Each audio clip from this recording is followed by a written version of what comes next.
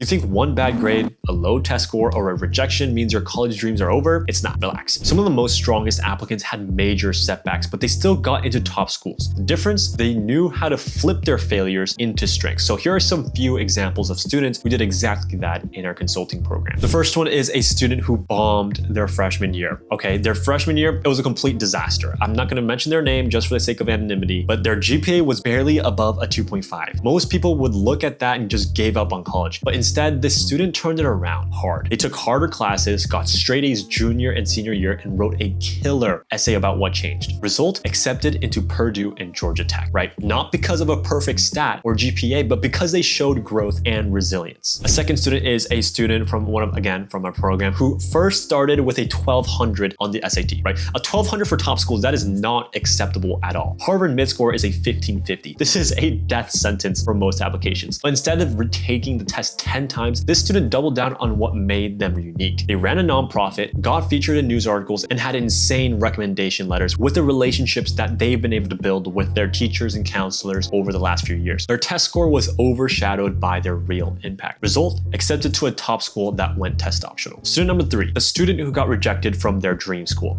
Applied early decision, got flat out rejected. Most students would have spent months sulking. Instead, they pivoted hard, refined their essays, found a better fit school, and actually ended up happier at a place they originally overlooked. Now, what they're telling me is that they're thriving and just loving every second of college, and said that that initial rejection and early decision was literally the best thing that ever happened to them. So the key takeaways here is that setbacks don't ruin your chances. How you respond to them does. The students who succeed aren't the ones with the perfect record, right? They're the ones who learn, adjust, and make the most out of every single opportunity. So if you're struggling, please don't quit. Rework your strategy, tell your story, and prove why you are still worth admitting. Because one bad grade, one rejection, or one low test score, it doesn't define you unless you let it.